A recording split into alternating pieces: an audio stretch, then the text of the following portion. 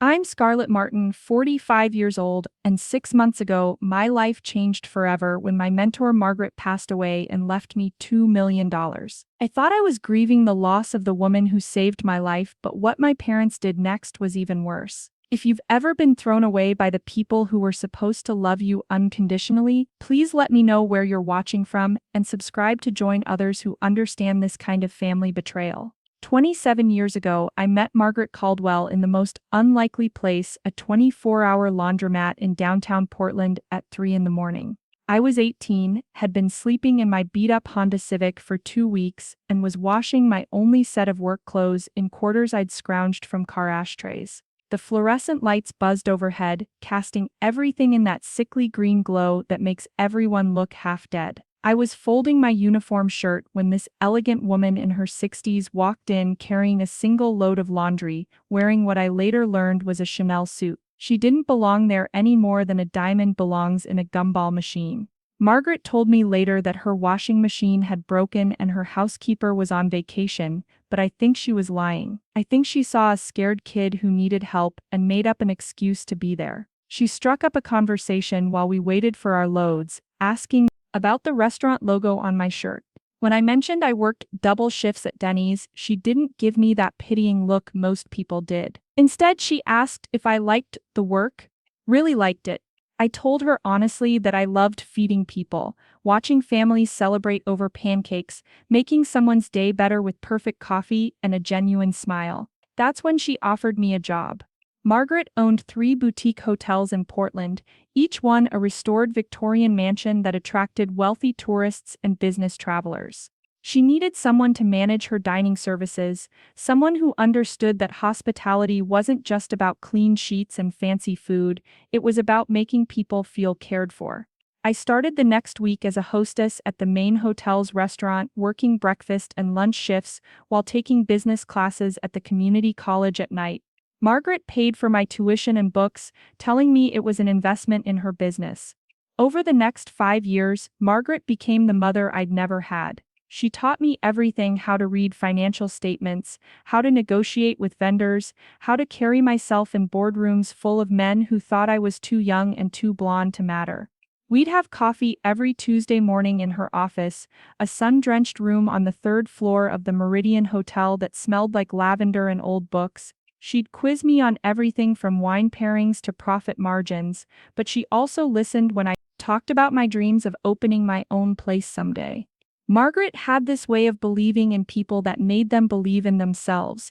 When I doubted my abilities, she'd remind me of specific successes: the night I talked a furious bride out of suing the hotel after her wedding dinner was delayed, or the way I'd reorganized the breakfast service to cut waste by 30%. She kept a framed photo on her desk of the 2 of us at my community college graduation, both of us grinning like we'd won the lottery. In many ways, we had. By the time I was 25, I was managing all 3 hotel restaurants and had earned my bachelor's degree in hospitality management. Margaret had begun talking about succession planning, hinting that I might want to consider staying long-term instead of opening my own restaurant. The hotels were thriving under my food service management, and she trusted me with decisions that would have terrified me 7 years earlier.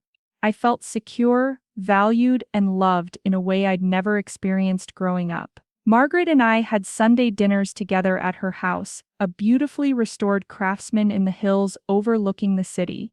She'd cook simple things like roast chicken and vegetables, and we'd talk about everything except work. She told me stories about traveling through Europe in the 60s, about the hotel business when it was still dominated by family operations, about the husband she'd lost to cancer before they could have children. I told Bersher about my dreams of marriage and family, about wanting to build something lasting and beautiful. Those dinners were sacred to me. Margaret would set the table with her grandmother's china, light candles even when it was just the 2 of us, and insist we dress up a little because presentation matters, darling, even to ourselves. She taught me about wine, about art, about the difference between being classy and being pretentious. More importantly, she showed me what unconditional love looked like, not the kind that came with conditions and expectations, but the kind that celebrated who you were while encouraging who you could become. During those golden years, I felt like I was living the life I was meant to have. My typical day started at 6 in the morning with coffee and the newspaper in my apartment downtown, a one-bedroom place Margaret had helped me find that was walking distance from all 3 hotels. I'd visit each property before breakfast service, checking with the kitchen staff and making sure everything was running smoothly. Lunch meant meetings with vendors, reviewing menus with chefs, or handling the occasional guest complaint. Evenings were often spent at events, wine tastings, local food festivals, networking dinners where Margaret was teaching me to make connections in the industry. We had inside jokes that would make us burst into laughter during serious meetings. Margaret called our Tuesday coffee sessions caffeine confessionals, and I'd started calling her boss lady as a term of endearment. She had this habit of humming old jazz standards when she was particularly pleased with something, and I learned to recognize her different moods by which songs she chose. And when she hummed The Way You Look Tonight, it meant she was proud of something I'd done. The future felt bright and secure. Margaret had begun talking about making me a junior partner by the time I turned 30, with the understanding that I'd eventually inherit the business when she retired. We'd make plans together, new hotels we might acquire, restaurants we might open, the legacy we were building together.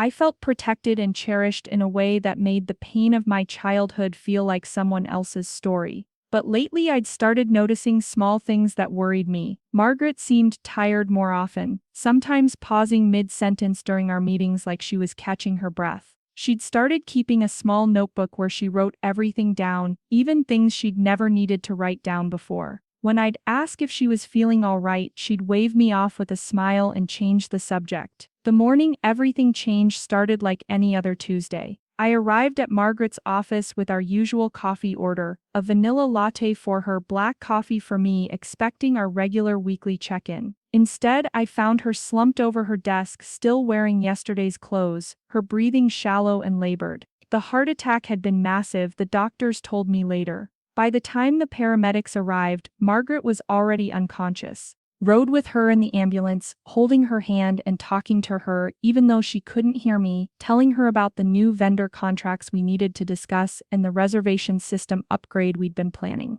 I kept thinking that if I just kept talking about work, about normal things, she'd wake up and tell me to stop fussing. Margaret never regained consciousness. She died 3 days later in the ICU while I sat beside her bed, still holding her hand. The machines stopped their beeping, and suddenly the woman who had saved my life, who had been my mentor and mother and best friend all rolled into one, was gone. I felt like someone had reached into my chest and pulled out everything that mattered. The funeral was beautiful and terrible. Hundreds of people came to pay their respects, hotel staff, business partners, customers who had become friends over the years. Everyone shared stories about Margaret's kindness, her business acumen, her ability to make anyone feel special. I gave the eulogy, standing at the podium in the dress Margaret had helped me pick out for a conference just 2 months earlier, my voice steady even though my heart was shattered. After the service, Margaret's lawyer asked me to come to his office the following week for the reading of the will. I expected maybe a small bequest, perhaps a keepsake or some money for college loans I was still paying off. I never expected what came next. Margaret had left me everything. The hotels, her house, her investments, her personal belongings, a total estate worth just over $2 million. She'd been planning this for years, the lawyer explained, updating her will regularly as my role in the business grew. There was a letter, written in Margaret's careful handwriting, explaining that she considered me the daughter she'd never had and that she trusted me to carry on the legacy we'd built together. I sat in that lawyer's office, surrounded by mahogany and leather and the smell of old money, trying to process the magnitude of what had just happened. Margaret hadn't just given me financial security, she'd given me the validation that I had been worthy of love, worthy of trust, worthy of a legacy. For the first time since I was 18 years old, someone had chosen me unconditionally. That's when I made the mistake of thinking I should share this news with my family. Growing up in the Martin household meant walking on eggshells and never quite measuring up. My parents, Robert and Linda Martin, were middle-class people with upper-class aspirations and the kind of bitter resentment that comes from always feeling like they deserved more than they had. Dad worked as a regional manager for an insurance company. Mom was a part-time real estate agent who spent more money on clothes and jewelry than she ever made in commissions. They lived in a suburban tract house in Beaverton that they decorated to look like a magazine spread, all beige and chrome and uncomfortable furniture that was meant to impress visitors rather than comfort family. My older brother Derek was the golden child, 3 years older and everything my parents wanted in a son. He was good at sports, popular at school, and charming enough to talk his way out of any trouble he caused. When Derek got arrested for drunk driving his senior year, my parents hired an expensive lawyer and blamed the incident on peer pressure. When I got a B+ in chemistry instead of an A, they lectured me about not living up to my potential and took away my car privileges for a month. The pattern was clear from early childhood. Derek could do no wrong and I could do nothing right. When Derek's grades slipped, he was stressed and needed support. When mine slipped, I was lazy and ungrateful. When Derek got into fights at school, the other kids were bad influences. When I got into an argument with a classmate, I was told I had an attitude problem and needed to learn respect.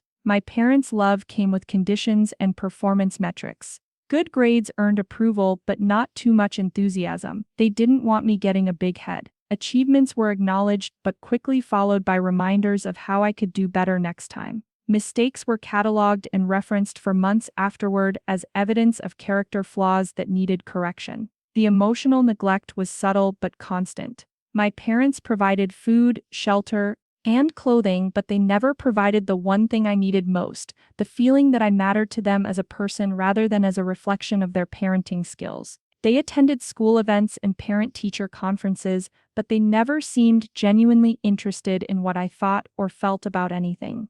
I was a project to be managed, not a child to be cherished. This pattern intensified as I got older and started developing my own opinions and interests. I wanted to take culinary arts classes in high school. They insisted I focus on college prep courses that would look good on applications. I wanted to get a part-time job to save money for college. They said work would distract from my studies. Every decision about my life was made based on what would make them look like successful parents to their friends and neighbors. The breaking point came 3 weeks after my 18th birthday. I had graduated high school and was planning to attend the local community college while working part-time to save money. My parents had other ideas. They announced over dinner, Derek's favorite meal of pot roast and mashed potatoes, that they decided I needed to learn independence and self-reliance. They were kicking me out. "It's for your own good, Scarlett," my mother said, cutting her meat with surgical precision. "You've been coddled long enough. It's time you learned what the real world is like." My father nodded along,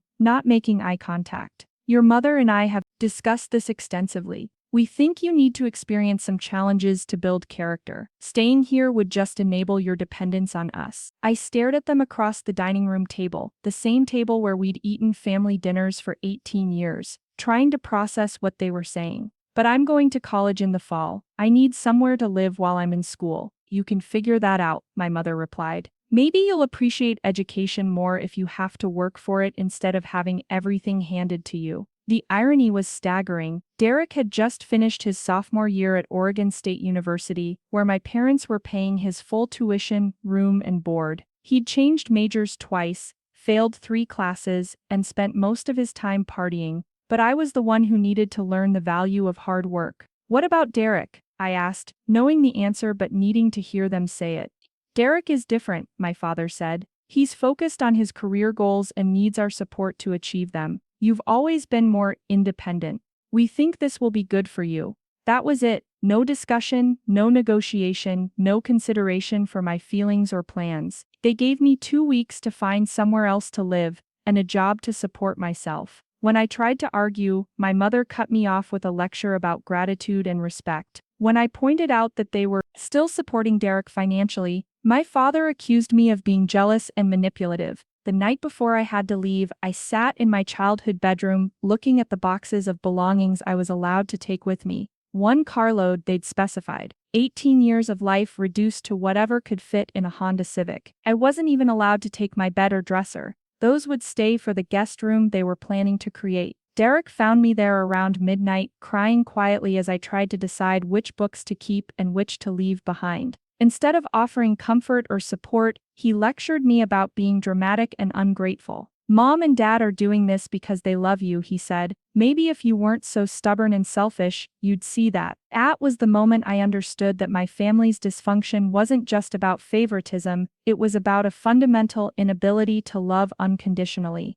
They loved the idea of being good parents more than they loved me as a person. I was being discarded not because I'd done anything wrong, but because supporting me would be inconvenient and expensive. The morning I left, my parents were businesslike and cold. My mother handed me a grocery bag with some leftover food and a lecture about budgeting. My father gave me $50 and told me not to come crawling back when things got tough. Derek wasn't even there. He'd left early for his summer job at a sporting goods store, a job my parents had helped him get through their connections. I loaded my car with everything I owned and drove away from the only home I'd ever known, feeling like I was 27 years old in an 18-year-old's body. That night, sleeping in my car in a Walmart parking lot, I made myself a promise. I would build a life so good, so successful, so full of love and meaning that their rejection would become irrelevant. Meeting Margaret 6 months later felt like the universe correcting a cosmic mistake. Here was a woman who saw potential in me that my own parents had refused to acknowledge. She believed in my abilities, celebrated my successes, and supported me through failures without making me feel worthless. For the first time in my life, I experienced what it felt like to be genuinely valued.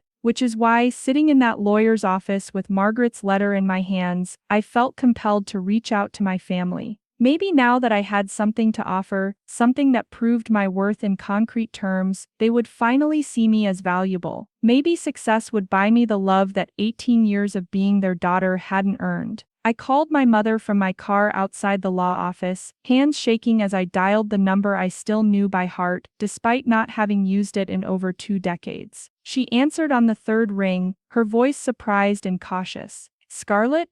Is everything all right?" Even in that simple question, I could hear the assumption that I must be calling because I needed something, because I was in trouble. It never occurred to her that I might be calling to share good news. "I'm fine, Mom. Actually, I have some news I wanted to share with you. My mentor passed away recently and she left me her business. It's worth about $2 million. The silence on the other end stretched so long I thought the call had dropped. When my mother finally spoke, her voice had changed completely, warmer, more interested, almost breathless with excitement. $2 million?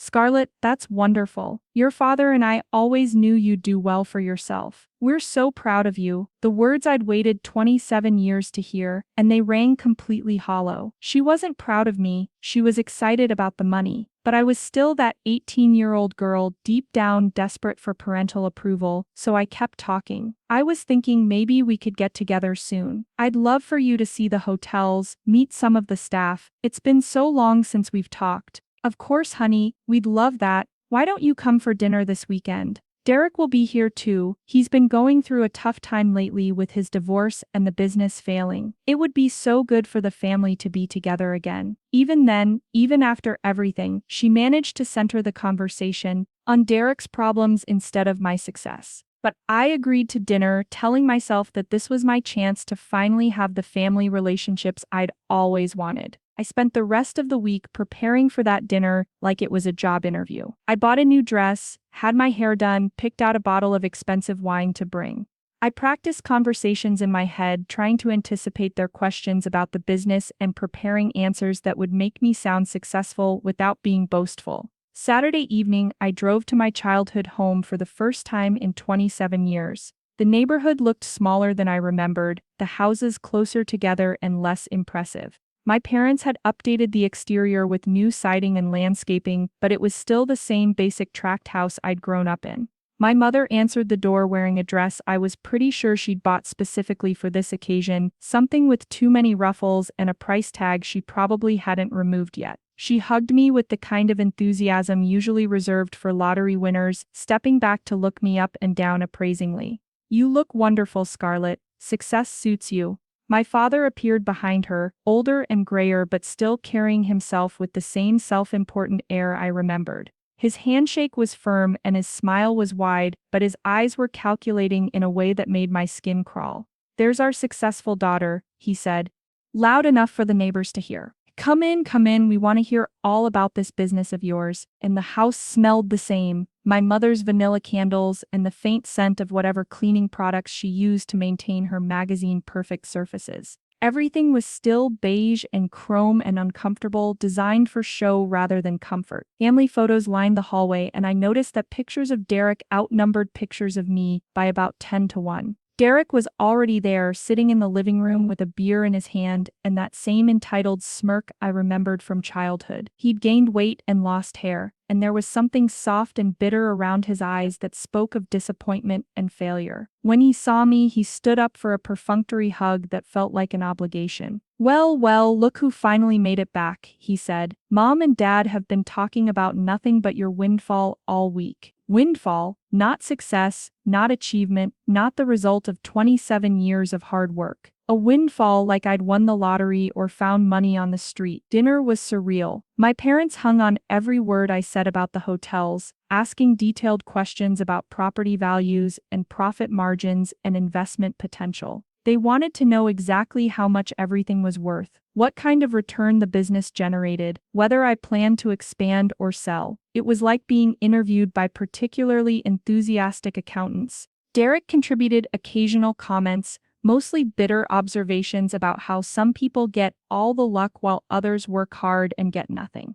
It became clear that his business, some kind of consulting firm he'd started with money borrowed from our parents, had failed spectacularly, leaving him divorced, broke, and living in their basement. "It's funny how life works out," Derek said over dessert, his voice heavy with resentment. "Some people have everything handed to them, and others can't catch a break no matter how hard they try." "I wasn't handed anything, Derek," I said quietly. "I worked for everything I have." "Right," he laughed. "You just happened to meet some rich old lady who decided to leave you millions. That's not luck, that's pure skill." The casual cruelty of dismissing my relationship with Margaret, reducing it to opportunism and luck, hit me like a physical blow. But before I could respond, my mother jumped in with forced brightness. Now, let's not argue. We're family, and we should be celebrating Scarlett's good fortune. The important thing is that she's doing well." That's when my father cleared his throat in the way that meant he was about to make a pronouncement. "Actually, that's something we wanted to talk to you about, Scarlett. This inheritance of yours, it really is a blessing, but it's also a big responsibility." "What do you mean?" I asked, though I was starting to get a sick feeling in my stomach. "Well, you have to think about family," my mother said, reaching across the table to pat my hand. "Enderick is going through such a difficult time right now, and your father and I are getting older. We won't be able to work forever." "You're thinking about retirement?" I asked. "Eventually, yes, but more immediately, we're concerned about Derek. The divorce was expensive, and losing the business has left him in a very difficult financial position. We think it would be appropriate for you to help him get back on his feet." I stared at them, processing what they were actually saying. "You want me to give Derek money?" "Not give," my father corrected. "Invest, help him start a new business. It would be good for the whole family if Derek could become financially stable again." "How much are we talking about?" "Well," my mother said, glancing at Derek, "we thought maybe 200,000 or 300,000 would be enough to really give him a fresh start." The number hit me like a slap. They wanted me to hand over a significant portion of my inheritance to the brother who had never shown me a moment of kindness, who had just spent dinner belittling my success and attributing it to luck. "That's a lot of money," I said carefully. "It's family, Scarlett," Derek said, leaning forward with sudden intensity. "Isn't that worth something? After everything Mom and Dad sacrificed to raise us?" Sacrificed? The word came out sharper than I intended. What exactly did they sacrifice for me? "They gave you 18 years of food, shelter, clothing, education," Derek listed. "They taught you values and work ethic. Just because they expected you to become independent doesn't mean they didn't invest in you. They kicked me out when I was 18. I said, my voice rising despite my efforts to stay calm. "I was homeless for weeks. I slept in my car. That was character building." My mother said dismissively, "And look how well it worked out." You learned to be self-sufficient, and now you're successful. We always knew you had it in you. The revisionist history was breathtaking. They were actually taking credit for my success, claiming that abandoning me had been a calculated parenting strategy rather than emotional neglect and financial convenience. Besides, my father added, blood is thicker than water. Family takes care of family. It's the right thing to do. I looked around the table at these three people who shared my DNA but had never shared my struggles, my fears, my victories, or my grief. They had discarded me when supporting me became inconvenient, but now that I had money, they wanted to claim family bonds and moral obligations. I need to think about this, I said, standing up from the table. It's a big decision. Of course, my mother said, standing to walk me to the door. Take all the time you need, but don't take too long. Derek really needs help, and opportunities don't wait forever. Even in offering me time to consider their request, she was pressuring me to hurry up and comply. I drove home that night feeling sick and confused. Part of me wanted to write the check just to finally, once and for all, buy their approval and acceptance. But a larger part of me knew that giving them money wouldn't change the fundamental dynamic, it would just make me useful to them instead of invisible. Over the next few weeks, the pressure campaign intensified. My mother called every few days with updates on Derek's urgent financial situation and subtle reminders of family obligations. My father sent text messages with business plans Derek had supposedly written for his next venture, though they looked suspiciously like templates downloaded from the internet. Derek himself started calling, usually late at night when he'd been drinking, to explain how much my help would mean to him and how grateful he would be. But gratitude from Derek came with anger and resentment, subtle implications that I owed him this money because life had been unfair to him while favoring me. I don't understand why you're being so selfish about this, he said during one particularly unpleasant phone call. We're family. When family has money, they share it. That's how normal people operate. Normal people don't disown their children and then expect money from them, I replied. Mom and Dad didn't disown you, they taught you independence. There's a difference. Where were you when I was sleeping in my car, Derek? Where was this family loyalty then? You never asked for help. I was 18 years old and homeless. I shouldn't have had to ask. Well, I'm asking now, and you have the ability to help me. If you don't, that says something about your character. The manipulation was so blatant, it was almost impressive. According to Derek's logic, my refusal to subsidize his failed business ventures made me a bad person, while his complete absence during the hardest period of my life was perfectly reasonable. The calls and visits continued for 2 months, each one ratcheting up the pressure a little more. They started involving extended family members, calling my aunt and uncle to express concern about Derek's situation and wonder aloud whether I might be able to help. Soon I was getting calls from cousins I hadn't spoken to in years, all of them seemingly well-informed about both Derek's financial problems and my supposed obligation to solve them. That's when I realized this wasn't just about money, it was about control. They wanted to establish that my success belonged to the family, not to me personally. If they could get me to hand over a large sum of money on demand, it would set a precedent for future demands. I would become their personal ATM, valued only for my ability to subsidize their choices and bail them out of consequences. 3 months after Margaret's death, my parents called a family meeting. They invited me to dinner again, but this time the tone was different, more formal, more serious. When I arrived, I found not just my parents and Derek, but also my Aunt Carol and Uncle Jim, who had driven down from Seattle specifically for this conversation. We need to discuss your responsibilities as a family member, my father began without preamble. Derek's situation has become critical, and we can't wait any longer for you to do the right thing. The right thing? I asked. Help your brother, my Aunt Carol said. Family helps family. That's not negotiable. It's not negotiable? I repeated. Since when do you get to decide what I do with my money? Since you became family again, Derek said. You can't just show up here talking about your millions and then act like we don't matter. I didn't show up talking about millions. I called to share news about Margaret's death and my inheritance. You're the ones who turned it into a demand for money. Because that's what family does, my mother insisted. We support each other through difficult times. Where was that support when I was going through difficult times? I asked. Where was this family loyalty when I was 18 and had nowhere to live? You're being dramatic, my Uncle Jim said. Your parents made a decision they thought was best for your development. It worked out, didn't it? You're successful. I'm successful despite what they did, not because of it. Regardless, my father said, the past is the past. What matters now is the present, and presently your brother needs help. How much help? I asked, hoping to end this conversation with a number that would shock them into reconsidering. $500,000, Derek said without hesitation. That would be enough to pay off my debts and start fresh with a real business opportunity. The number was so outrageous that I actually laughed. $500,000? Are you insane?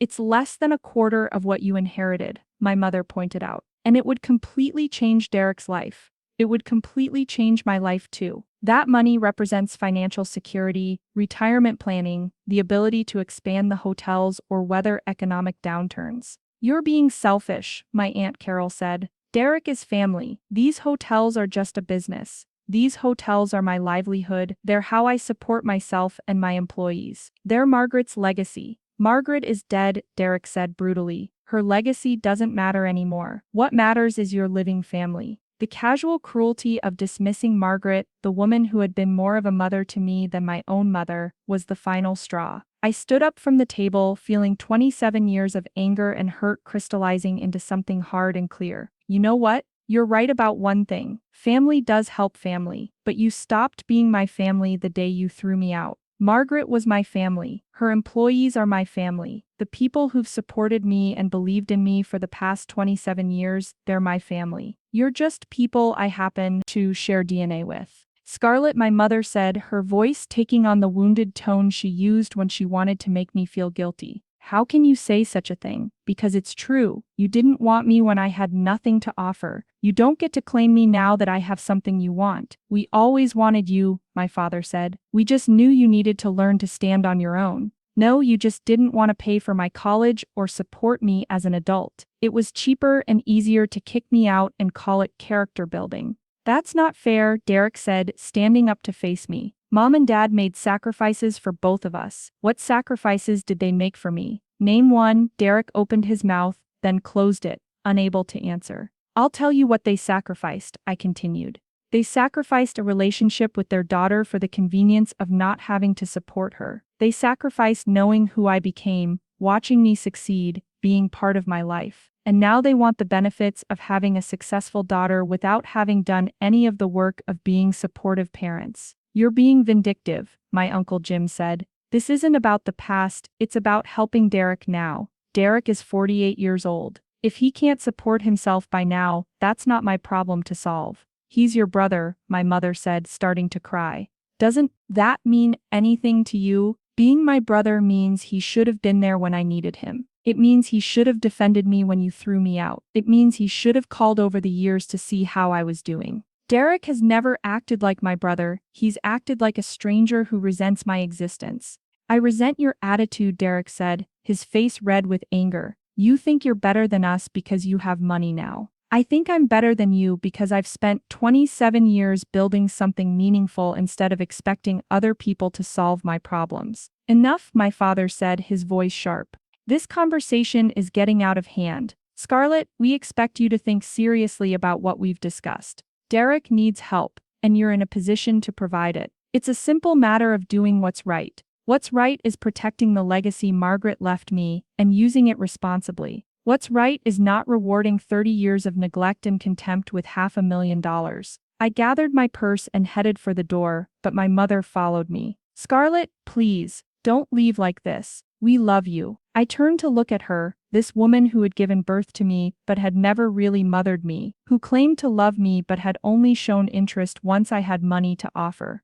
No, you don't. You love the idea of having a daughter who can solve Derek's problems. You love having something to brag about to your friends. But you don't love me, because you don't even know me. That's not true. When's my birthday, Mom? She stared at me blankly. It's October 15th. I'm 45 years old. I've been running those hotels for 20 years. I speak 3 languages, I've traveled to 12 countries, and I've been in therapy for 15 years to deal with the damage you and Dad caused. I donate to 3 charities, I mentor young people in the hospitality industry, and I've never been married because I've never trusted anyone enough to believe they wouldn't abandon me when things got difficult. My mother's face crumpled. I'm sorry, I should know these things. Yes, you should, but you don't, because you've never cared enough to ask. And now you want me to hand over $500,000 to prove I'm a good daughter to parents who were never good parents to me. We did our best, she whispered.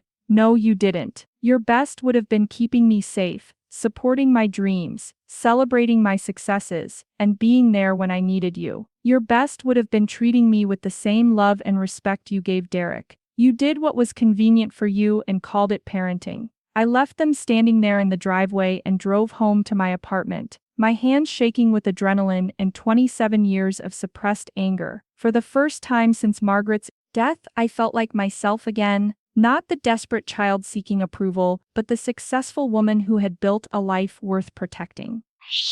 That night, I changed my phone number and blocked their email addresses. I instructed my lawyer to send a cease and desist letter if they attempted to contact me through business channels. I was done being manipulated, done being made to feel guilty for protecting myself, done pretending that shared DNA created obligations that good parenting hadn't earned. But they weren't done with me. 2 weeks later, Derek showed up at the Meridian Hotel during lunch service, demanding to speak with me. My assistant called security when he became belligerent, but not before he caused a scene in the lobby that upset several guests. He accused me loudly of stealing his inheritance, claiming that Margaret's money should have gone to her real family and that I had manipulated a sick old woman into changing her will. My parents started calling my business partners and vendors, spreading rumors that I was unstable and might not be reliable for long-term contracts. They told people I was having a breakdown, that the grief over Margaret's death had made me paranoid and vindictive. They positioned themselves as concerned family members trying to help their troubled daughter. Most disturbing of all, they hired a lawyer to contest Margaret's will. Their argument was that I had exercised undue influence over a vulnerable elderly woman, that Margaret hadn't been competent when she updated her will, and that her natural heirs, meaning my parents since they were my next of kin, should inherit her estate instead. The legal challenge was frivolous and doomed to fail. Margaret had been examined by multiple doctors throughout her life and had been declared mentally competent just months before her death. Her will had been updated multiple times over several years, witnessed by multiple parties, and there was extensive documentation of her business relationship with me and her reasons for leaving me the inheritance. But frivolous lawsuits can still be expensive and time-consuming to defend against, and they can damage reputations even when they're ultimately unsuccessful. My parents knew this. They were using the legal system to harass me, hoping to pressure me into settling out of court by giving them some portion of the inheritance. 6 months of legal warfare followed: depositions, document requests, expert witnesses, and endless meetings with lawyers who charged $300 an hour to defend my right to keep what had been legally and lovingly given to me. The stress was overwhelming, affecting my sleep, my appetite, and my ability to focus on running the hotels. Margaret's lawyer, a kind man in his 70s named Thomas Brennan, had handled her affairs for decades and was outraged by my family's behavior. In 40 years of practicing estate law, he told me during one particularly difficult meeting, "I've never seen a family challenge a will with less legal merit and more pure greed. Your mentor chose you for good reasons, Scarlett. Don't let them make you doubt that." The breaking point came when Derek was arrested for harassing my employees. He had been calling the hotels at all hours, pretending to be a customer with complaints, then launching into tirades about how I had stolen his family's money. When that didn't work, he started showing up at the hotels demanding to speak with me, becoming increasingly aggressive when he was refused access. The night he was arrested, Derek had cornered one of my servers in the parking lot after her shift, screaming at her about how I was a thief and a liar who had destroyed his family. The police were called and Derek was charged with harassment and trespassing. The local newspaper picked up the story, running a brief item about a man arrested for causing a disturbance at a downtown hotel. That's when I realized my family's campaign wasn't just about money, it was about punishment. They wanted to make me pay for refusing to comply with their demands, for defending myself, for daring to suggest that their love came with unacceptable conditions. They were willing to damage my business, my reputation, and my peace of mind, rather than accept that I had the right to protect what was mine. The final confrontation came 8 months after Margaret's death, in a courthouse conference room that smelled like burnt coffee and desperation. Both sides' lawyers had agreed to one last settlement discussion before the case went to trial, though everyone knew my family's case was hopeless. My parents sat across from me at a long wooden table, flanked by their attorney, a sharp-dressed woman who had probably told them their chances of winning were minimal but was happy to take their money anyway. Derek wasn't there. He was prohibited from attending due to the harassment charges, but his presence hung over the room like a toxic cloud. My father started with what I assumed was meant to be an emotional appeal. "Scarlett, this has gone on long enough. We're family, and families shouldn't be fighting in court over money. Margaret would be horrified to see what her will has done to our relationships." "Margaret would be horrified by your behavior," I replied. "She knew exactly what she was doing when she left me her estate, and she'd be disgusted by your attempts to take it away." "We're not trying to take anything," my mother said. "We just think there should be some recognition that family matters." "There is recognition." Margaret recognized that I was the person she wanted to carry on her legacy. "You're trying to override her wishes because you don't like her decision." Their lawyer cleared her throat. "My clients are prepared to make a final settlement offer. In exchange for withdrawing the will contest, they would accept payment of $750,000. The number was so outrageous that I actually gasped. They wanted more than a third of my inheritance to go away and stop harassing me. "That's ridiculous," Thomas said immediately. "Your clients have no legal standing to contest this will, and they know it." "Our clients are the natural heirs of the decedent through their daughter," the lawyer replied. "They have standing to question whether undue influence was exercised. They have standing to file a frivolous lawsuit, which is what they've done," Thomas shot back. "But they have no basis for that lawsuit, and they certainly have no basis for demanding $750,000 to withdraw it." "It's not $750,000, my father said. "It's less than half of what Scarlett inherited. We think that's more than fair." "Fair?" I couldn't keep the incredulity out of my voice. "You think it's fair to demand money from the daughter you abandoned and then harass her when she refuses?" "We didn't abandon you," my mother said. "We helped you become independent. By making me homeless at 18. "You weren't homeless, you had options." "What options?" "You gave me 2 weeks' notice and $50. You could have stayed if you'd been willing to follow our rules and show some respect." This was news to me. "What rules?" "You told me I had to leave." There was no discussion of rules or conditions. "We expected you to apologize for your attitude and commit to changing your behavior." "What attitude? What behavior?" "Your ingratitude," my father said. "Your constant arguments about our decisions. Your refusal to appreciate what we were trying to teach you." Stared at him, realizing that in their minds they had created an entirely fictional version of events, where my eviction had been conditional and I had chosen to leave rather than comply with their reasonable demands. "You're rewriting history," I said. "You told me I had to leave, period." There was no discussion of changing my behavior or apologizing for anything. "That's not how I remember it," my mother said. "Of course it isn't, because acknowledging what you actually did would mean admitting that you failed as parents." "We did not fail as parents," my father said, his voice rising. "We raised 2 children, and one of them turned out grateful and respectful while the other turned out selfish and vindictive." "Which one is which?" I asked. "Because Derek is sitting in jail for harassing my employees, and I'm running a successful business that employs 30 people. Derek made mistakes, but he's not cruel to his family. Derek has never done anything for his family except take from it. He's never refused to help when we needed it. Because you've never needed anything from Derek, you've given him everything he's ever asked for and then some. Because he appreciates what we've done for him. Because it's easy to appreciate help you're actually receiving." Their lawyer interrupted what was clearly becoming a family therapy session. "Perhaps we could focus on resolving this matter. My clients are willing to reduce their settlement demand to $500,000 if we can reach an agreement today." "Your clients can reduce their demand to 0 and we still won't pay," Thomas replied.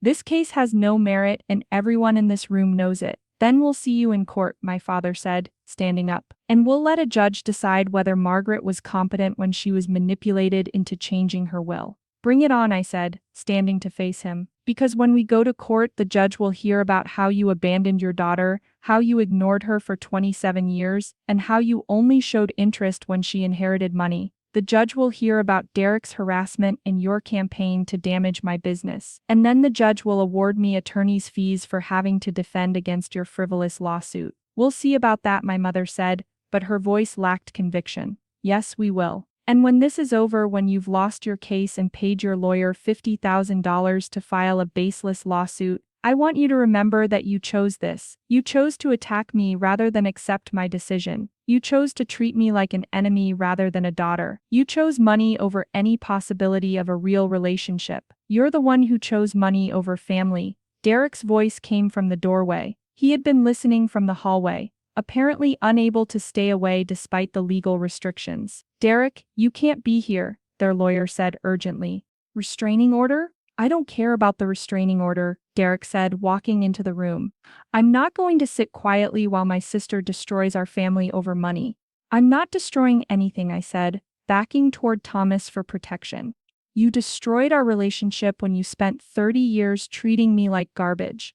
I never treated you like garbage.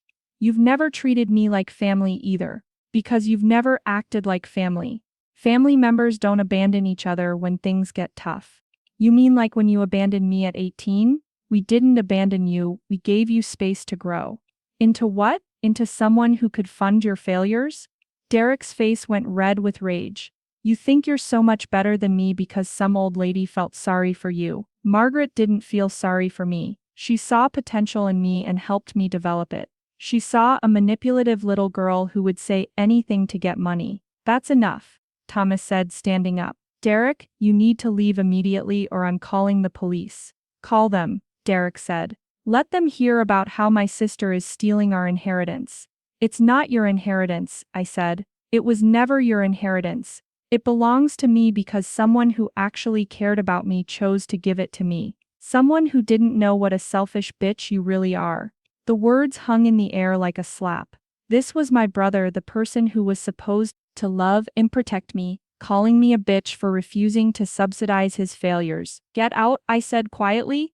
Make me Derek, my mother said urgently. Please, you're making this worse. It can't get worse. She's already stolen everything. I haven't stolen anything. I inherited something that was freely given to me by someone who loved me. Nobody could love you, Derek said with deliberate cruelty. You're cold and selfish and incapable of caring about anyone but yourself. Margaret probably changed her will because she realized you were just using her for money. That's when I snapped. 27 years of hurt and anger and disappointment crystallized into perfect clarity. You know what, Derek? You're right. I am cold and selfish. I learned to be cold because the people who were supposed to love me treated me like a burden. I learned to be selfish because nobody else was ever going to put my needs first. And you know what else? It worked. I survived, I thrived, and I built a life worth protecting. By manipulating sick old ladies, by working 18-hour days and earning every opportunity I was given, by being grateful for kindness instead of demanding it as my due, by building relationships based on mutual respect instead of blood obligation. You don't know anything about family obligation, because I was never part of a family that honored its obligations. I was the child you threw away when supporting me became inconvenient. Now you want me to honor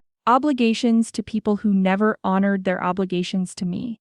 We gave you everything. You gave me nothing that mattered. You gave me food and shelter for 18 years and then you kicked me out. You never gave me love without conditions, support without strings attached, or acceptance without performance metrics. Margaret gave me all of those things, which is why she earned the right to decide what happened to her money. This isn't over, Derek said, moving toward the door. Yes, it is, I replied. When we go to court, I'm going to win. When this lawsuit fails, I'm going to sue you for harassment and emotional distress, and when that's over, I'm going to live my life as if you never existed, because that's exactly how you've treated me for 30 years. You'll regret this. The only thing I regret is believing that people who hurt me for decades might suddenly develop the capacity for love and decency. But don't worry, I won't make that mistake again. Derek left without another word, followed by my parents and their lawyer. Thomas and I sat in the empty conference room for several minutes, processing what had just happened. I'm sorry you had to witness that, I said finally. I'm sorry you had to live through it, he replied, but I'm proud of how you handled yourself. Margaret would be proud too. Do you really think we'll win? Without a doubt, their case is baseless. Their behavior has been appalling, and they've just demonstrated their true motivations in front of witnesses. This will be over soon, and then you can get on with your life. Thomas was right. The case went to trial 3 months later and lasted exactly 2 days. The judge dismissed the will contest with prejudice, meaning it couldn't be refiled, and awarded me attorney's fees. In his written decision, the judge noted that my family's lawsuit appeared to be motivated by greed rather than genuine concern about Margaret's competency, and that their behavior during the litigation had been unconscionable. The day the judgment was finalized, I felt lighter than I had in months. The legal nightmare was over, the inheritance was officially and permanently mine, and I was free to move forward without looking over my shoulder for the next attack. But the real victory wasn't legal, it was emotional. I had finally stopped seeking approval from people who would never give it, stopped trying to earn love from people who were incapable of giving it, and stopped believing that I owed anything to people who had never given me what I needed. Margaret's legacy was safe, the hotels were thriving. My employees were secure in their jobs, and I was secure in my identity as someone worthy of love and respect, not because of what I could provide to others but because of who I had become through my own efforts and choices. The healing process took time.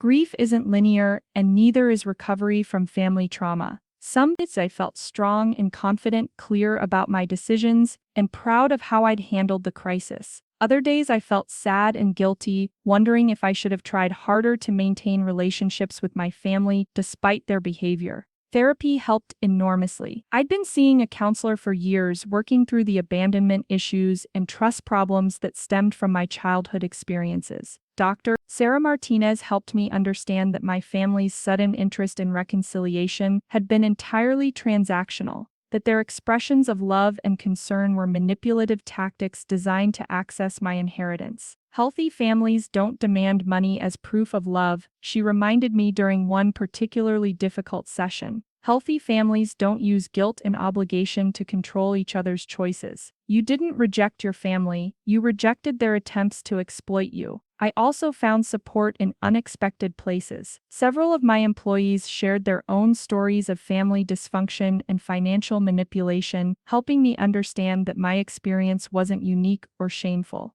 My assistant manager, Rosa, had been estranged from her parents for 15 years after they demanded she support her siblings financially. Family should be your soft place to land, Rosa told me one evening as we closed the restaurant together. If they're making you feel smaller instead of bigger, they're not really family, they're just people who happen to share your DNA. The community response was overwhelmingly supportive. Margaret had been respected and loved in Portland's business community, and people who knew our relationship were disgusted by my family's attempts to claim her legacy. Several customers and business partners made a point of expressing their support, assuring me that they knew I had earned Margaret's trust and affection through years of hard work and dedication. 6 months after the lawsuit ended, I received an unexpected phone call from my Aunt Carol. She was calling to apologize for her role in the legal battle and to tell me that she and my Uncle Jim had decided to distance themselves from my parents and Derek.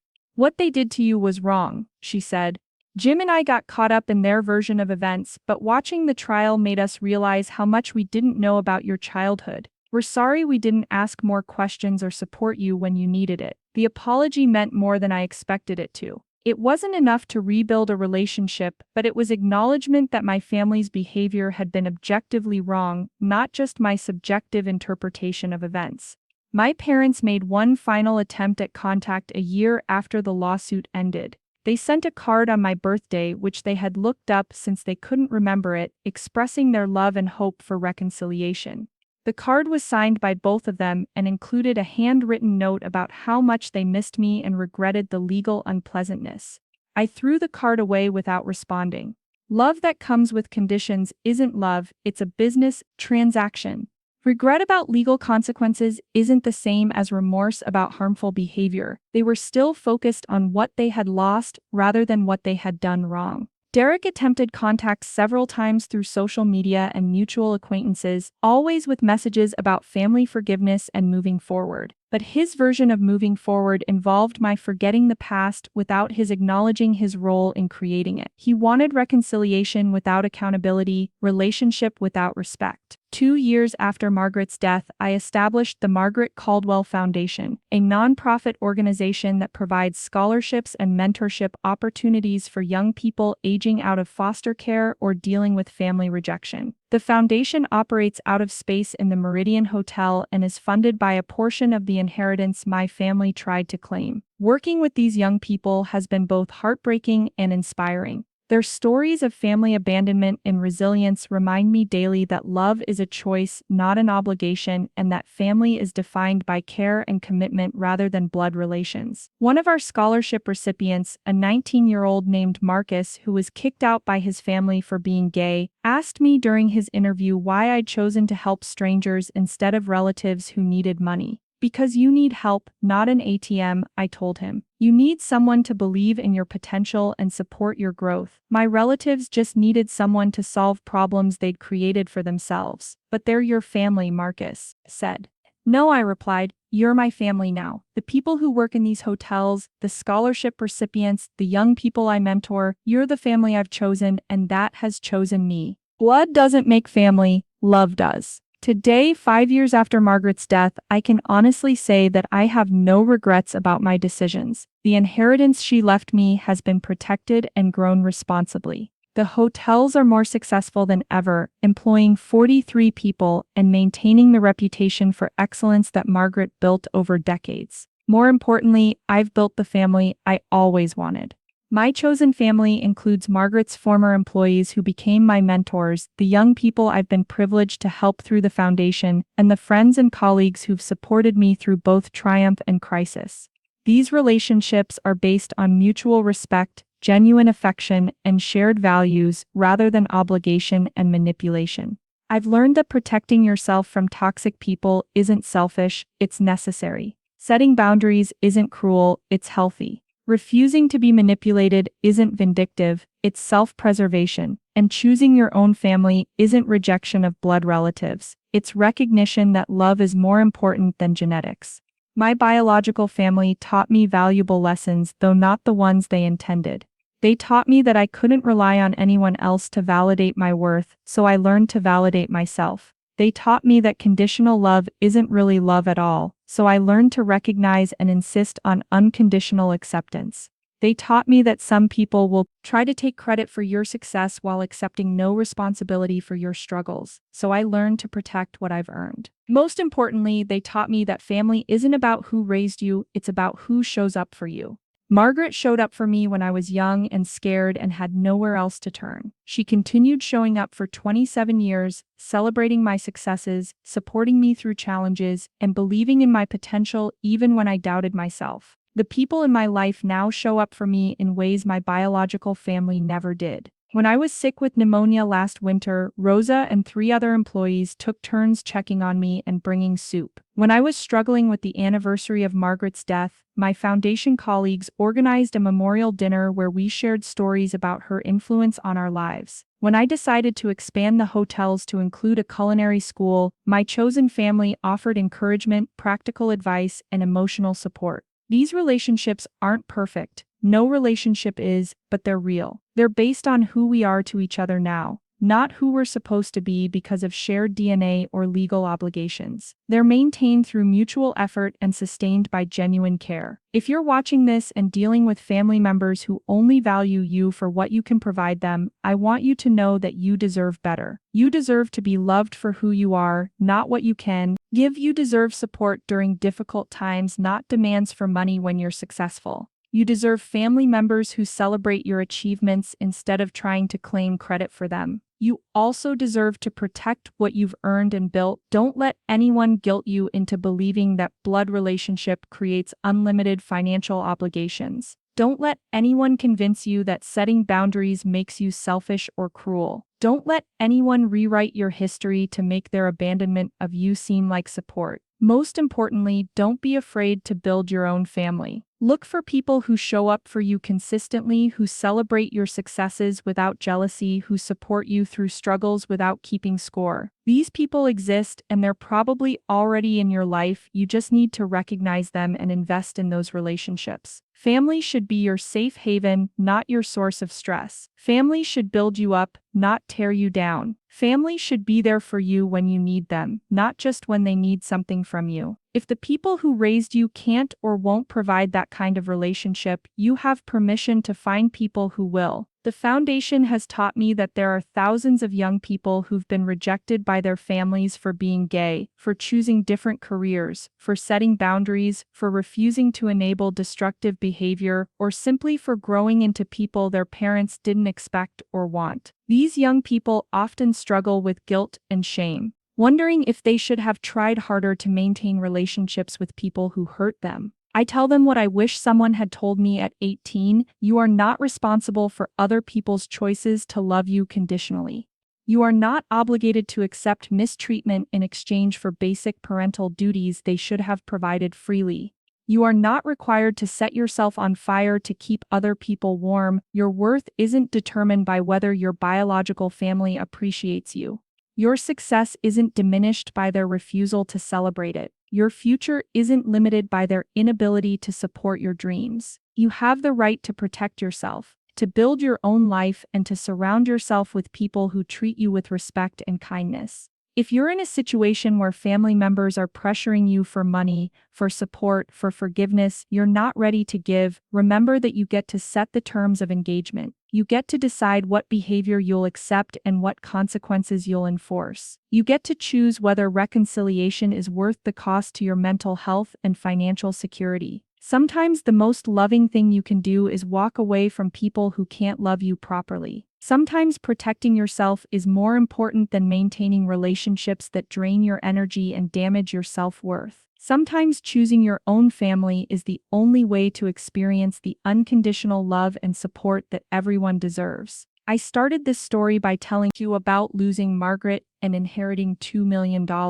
But that's not really what this story is about. This story is about learning to value yourself enough to protect what matters to you. It's about understanding the difference between healthy family relationships and toxic manipulation. It's about finding the courage to walk away from people who hurt you, even when society tells you that blood should be thicker than water. Margaret's greatest gift to me wasn't the money, it was the example she set of what love actually looks like. Love is patient and kind, but it's also protective and discerning. Love doesn't enable destructive behavior or accept mistreatment in the name of keeping peace. Love builds people up rather than tearing them down. If you've made it this far in my story, you probably recognize something familiar in the dynamics I've described. Maybe you're dealing with family members who demand financial support while providing no emotional support. Maybe you're questioning whether you're obligated to help people who've never helped you. Maybe you're wondering if protecting yourself makes you selfish. Let me be clear, protecting yourself doesn't make you selfish. Setting boundaries doesn't make you cruel. Refusing to be manipulated doesn't make you vindictive. You have the right to build a life that brings you joy and peace, even if that means disappointing people who think they're entitled to control your choices. I want to hear from all of you who've had to make difficult decisions about toxic family relationships. Where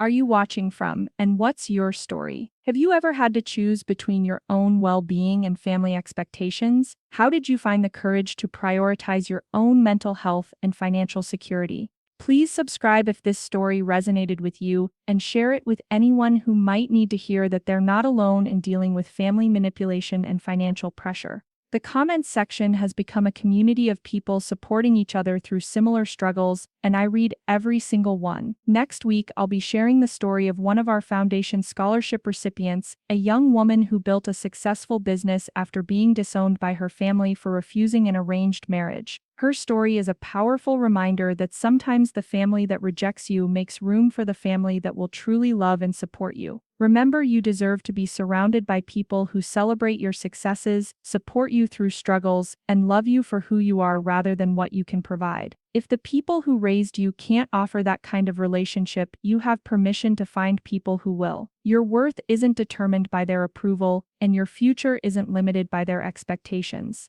Thank you for listening to my story, and thank you for being part of a community where people can share their truth without judgment. Until next time, remember that you are worthy of love, respect, and protection, especially from yourself.